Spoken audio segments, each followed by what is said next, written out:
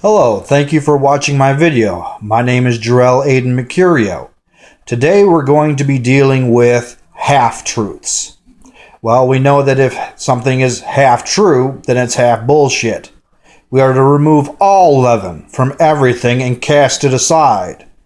If it's only half and half, then it's basically not worthy to be kept. For instance, the word or phrase, Son of Man. The kings, priests, prophets, and even Yeshua was referred to as the Son of Man if you refer to it in the English. Son of Man do this, Son of Man do that. Well, the thing is, when you revert back down to the Hebrew, the actual translation should be Son of Adam. Anybody can be a man, so that's not really stating that much now, is it? But by saying Son of Adam, he was differentiating them from all the other peoples upon the earth and proving that he was a legitimate Adamite or son of Adam. Therefore, that is nothing but a half-assed translation at best and should always be corrected. Now, another term that we have is Gentiles. A lot of people are very confused on this topic. Gentile means nation. Gentiles means nations. Father Abraham was to be a father of many nations. Was he to be a father of many Gentiles?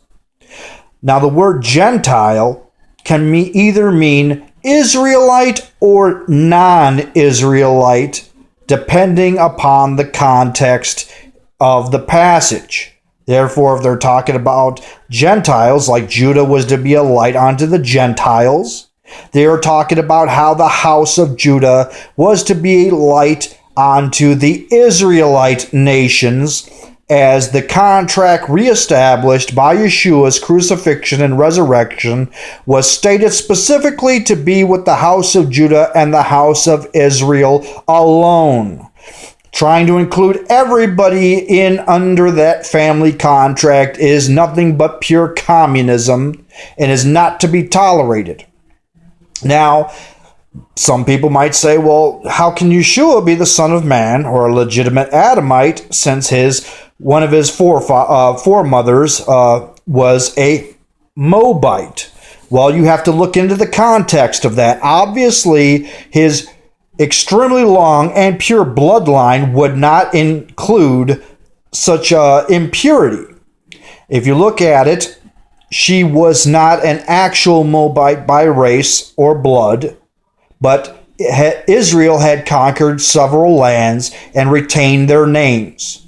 She was an actual pure-blooded Israelite living in the land of Moab, thereby a Moabite. Not an actual one, obviously, but geographically speaking. You always have to take things into context, and if they don't weigh in the balance, then obviously it's not true and deserves further research and scrutiny. Well, this means that you always have to look into and find out which word for man is used.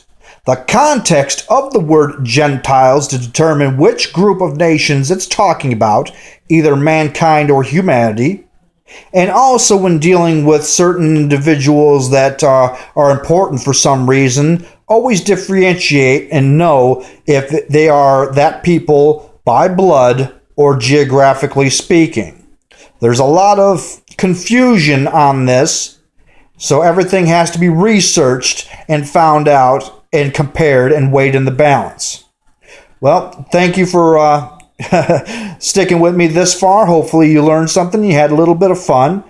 Feel free to leave any comments, suggestions for further shows. You know what? If you want to argue or whatever, or debate, that's fine too.